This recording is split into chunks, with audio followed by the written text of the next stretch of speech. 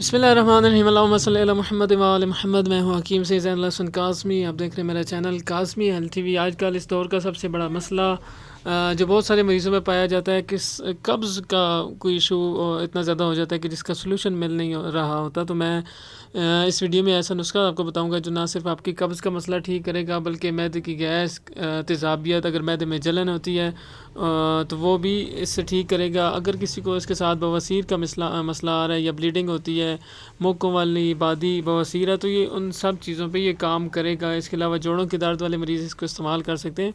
यानी बादी तेज़ाबियत से रिलेटेड जितने मरीज़ हैं वो इसको यूज़ करेंगे तो इसको इस नुस्खे से बहुत ज़्यादा फ़ायदा होगा। क्योंकि अगर कब्ज़ है तो फिर उसमें ज़ाहिर बात है और भी बहुत सारे मसाइल आना शुरू हो जाते हैं, जिसमें खुश्की बढ़ती है, तेज़ाबियत गैस का बहुत ज़्यादा मसला हो जाता है, फिर इससे और भी बहुत ज़्यादा बीमारियां लगती हैं। तो अक्सर जो नुस्खे बताए जाते हैं उसमें यह है कि वक्ती तौर पे तो फ़ायदा देते हैं लेकिन वो परमानेंट हल नहीं होता। तो परमानेंट हल है, इसमें आपने लेनी है सना मक्की और तेज़पात, कड़ी पत्ता भी इसको कहते हैं, पंसारी से ये मिल जाते हैं, सस्ती चीज़ें दोनों आसानी से मिल जाएंगी।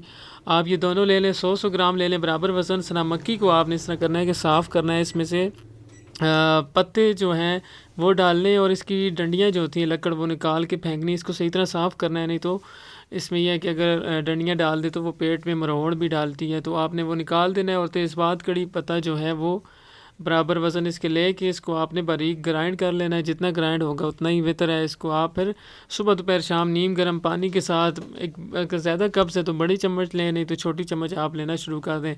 इससे फ़ौरन मोशन तो नहीं लगते। इसमें ये फ़ायदा है कि आहिस्ता आहिस्ता कब्ज़ को मुकम्मल ठीक कर देगा। यानी मैदे के अंदर जो आंतों में खुश्की होगी है, तेज़ाबियत होगी है बहुत ज़्यादा, उसको ये ख़त्म करेगा। जिससे ये होगा कि आहिस्ता आहिस्ता मैदे की हरारत भी पूरी होगी।